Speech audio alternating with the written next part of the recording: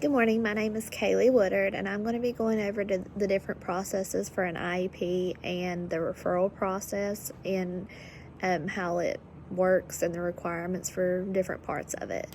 So the first step for an IEP is, of course, the screening, and this is the initial step of the IEP process, and it's also known as how you will begin to get your child help if you feel that is necessary.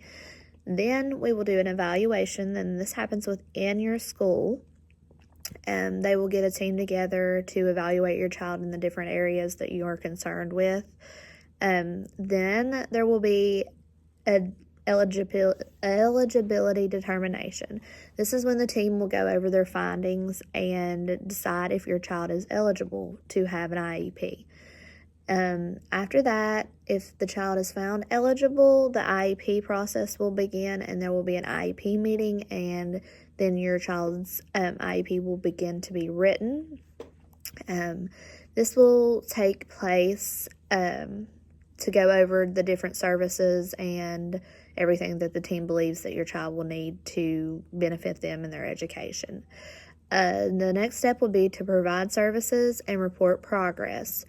Your child will begin to get services for their needs at this time, and the teacher and team will take notes and report the progress being made by your child throughout the different steps and the different services that they are receiving.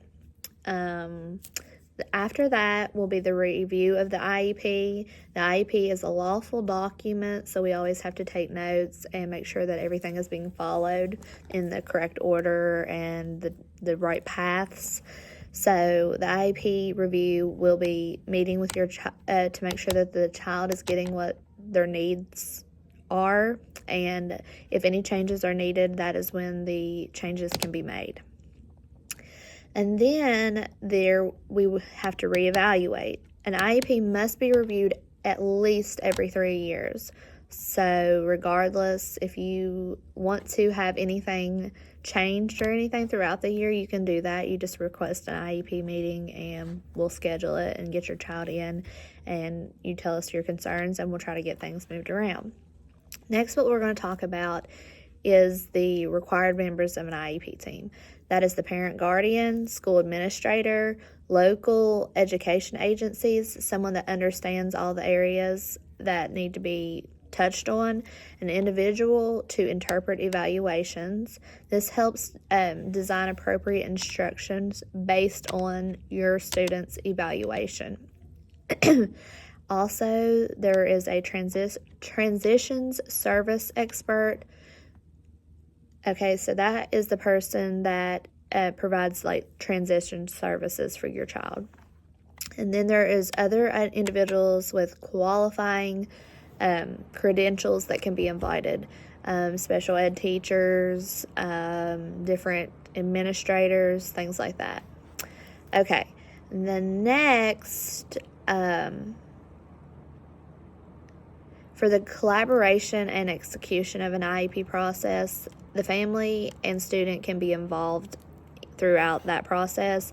And when we have the IEP meetings or anytime we meet with the parents, we need to maintain a high level of professional competence and integrity, and we have to exercise professional judgment to benefit the individuals with exceptionalities and their families.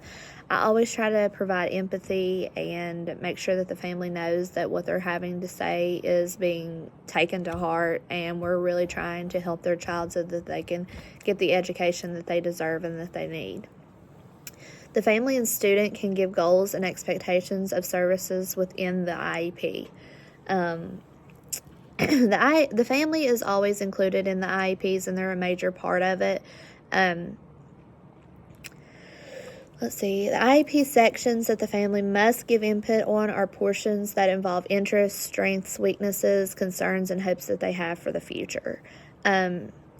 We always want them to ask questions throughout if they have any questions at all, because once this legal document is signed, it goes into place, and we want to make sure that the parent knows everything about it.